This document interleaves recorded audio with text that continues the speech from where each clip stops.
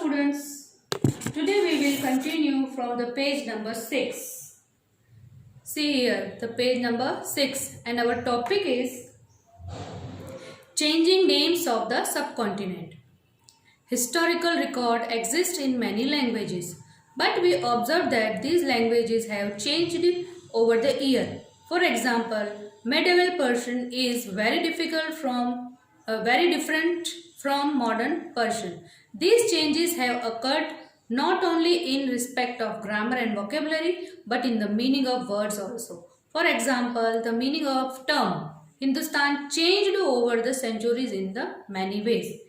Means history में नामों का बदलना कई भाषाओं में मौजूद है, लेकिन हम देखते देखते इन भाषाओं में सालों में बदलाव देखते हैं. फॉर एग्जाम्पल, मध्यकालीन फारसी यानी के पर्शियन है ना, मॉडर्न पर्शियन.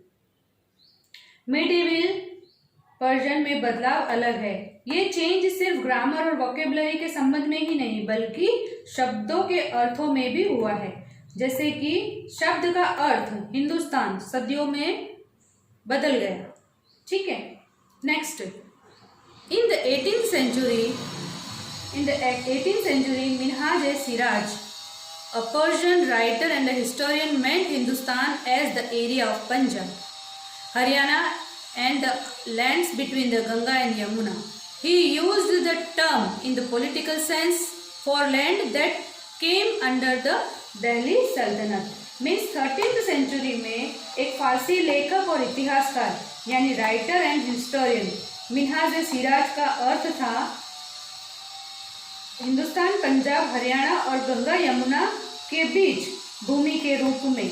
उन्होंने दिल्ली सल्तनत के अधीन आने वाली भूमि मीन्स लैंड के लिए राजनीतिक अर्थ में शब्द का इस्तेमाल किया था. Okay. Next, while in early of 16th century, Babur used Hindustan to describe the geography, the fauna and the cultural of the inhabitant of the subcontinent. Amir Khusro, a 14th century poet, used the term Hind in the similar way. It did not have the political meaning. में 16th century की शुरुआत में बाबर ने महाद्वीपों के निवासियों के भूगोल,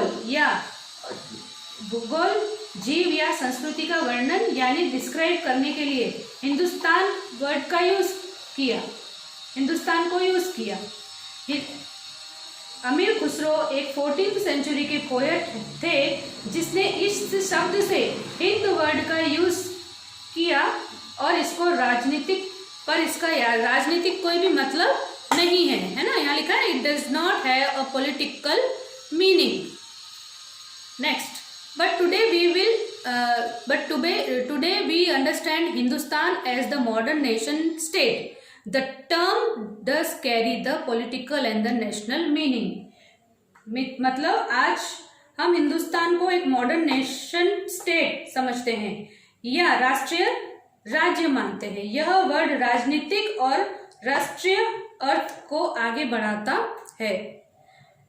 Similarly, the term foreigner had different meaning from what it has today. It is used today to mean someone who is not Indian. But in the medieval period, a foreigner meant a stranger who was not familiar with the villagers or a town dweller. She was not a part of the given villager society or culture. Notably, two persons living in a same village or town were not foreigner to each other, even they had different caste and religion.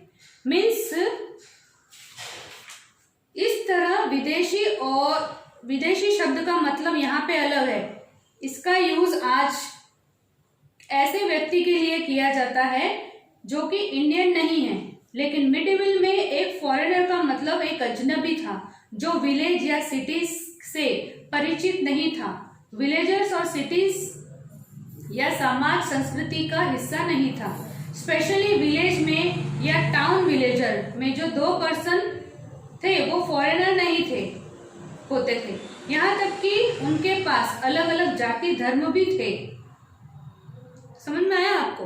यानी कि जाति धर्म के नहीं होने के बावजूद भी विलेजर्स जो थे वो अजनबी ही थे। आज उस फॉरेनर का मीनिंग डिफरेंट है। So children, we have completed our this topic. We will meet you in the next topic in the next video. Our topic was today's changing names of the subcontinent. Okay, next topic we will study on time frame in the history. समझे? तो इस आज वाले अपन ने इस topic में sentence जो paragraph है changing names of the subcontinent में क्या पढ़ा अपन ने, आपको मैं 5 पॉइंट्स बताऊंगी। Medieval Persian is a very different from modern Persian. ठीक है, बहुत डिफरेंट है वो मॉडर्न से। मिडिवल वाला एज जो है वो बहुत डिफरेंट है। नंबर 2 है changes, this changes have occurred not in the grammar and vocabulary but in the meaning of the words also. मतलब ग्रामर और वोकेबुलरी भी नहीं बल्कि वर्ड्स में भी चेंज हुआ है।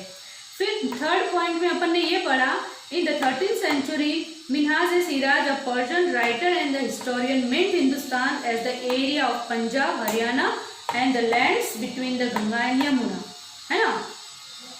फोर्थ है, in the 16th century Babur used Hindustan to describe the geography, the fauna and the culture of the inhabitant subcontinent.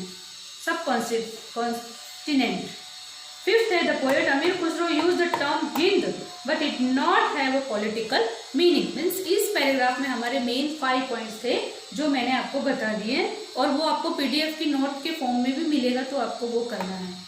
Okay, we will meet you in the next video on the topic time frame in the history. Okay, till then, bye.